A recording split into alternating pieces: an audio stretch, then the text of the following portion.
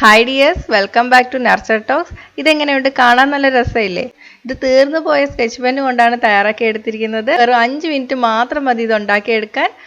പേനയും പെൻസിലും ഒക്കെ ഇട്ട് വയ്ക്കാം, അല്ലെങ്കിൽ നല്ല ഫ്ലവർ വൈസ് ആയിട്ട് വരെ യൂസ് ചെയ്യാൻ പറ്റും. അപ്പം നമുക്ക് എങ്ങനെയാണെന്ന് നോക്കാം.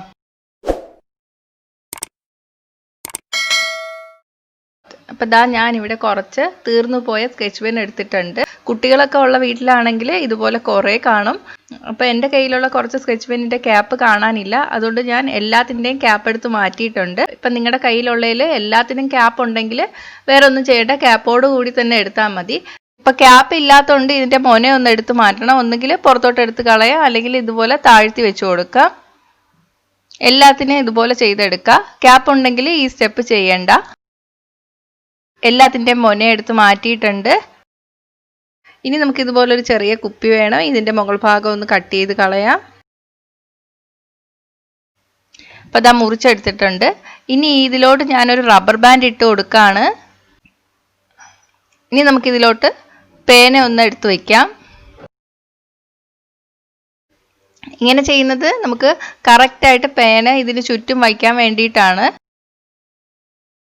എല്ലാം വച്ചതിന് ശേഷം ഒന്ന് ചെറുതായിട്ട് ചരിച്ചു കൊടുത്തിട്ടുണ്ട്. ഇങ്ങനെ ചെയ്യുമ്പോൾ കുറച്ചും കൂടെ ഭംഗിയാണ്. അപ്പോൾ കുപ്പിയുടെ ചുറ്റും പേനയായിട്ടുണ്ട്. ഇനി നമുക്കിതൊന്ന് ഒട്ടിച്ചെടുക്കാം. ഞാനിപ്പോൾ ക്വിക്ക് ഫിക്സ് കൊണ്ടാണ് ഒട്ടിക്കുന്നത്. താഴെയും മുകളിൽ നന്നായിട്ട് പശ തേച്ച് കൊടുക്കണം. പേനയുടെ എല്ലാ ഭാഗത്തും പശയാവുന്ന രീതിയിൽ വേണം ഒട്ടിച്ചു കൊടുക്കാൻ. ഗ്ലൂ ഗൺ ഉണ്ടെങ്കിൽ അത് യൂസ് ചെയ്താലും മതി.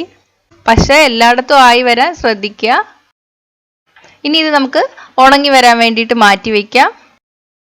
5 മിനിറ്റ് കഴിഞ്ഞിട്ടുണ്ട്. പശയൊക്കെ നന്നായിട്ട് ഉണങ്ങിയിട്ട് പേന ഒട്ടി പിടിച്ചിട്ടുണ്ട്. നമുക്ക് ഈ റബ്ബർ ബാൻഡ് അങ്ങ് എടുത്ത് മാറ്റാം. ഇനി ഇതിൻ്റെ ആവശ്യമില്ല.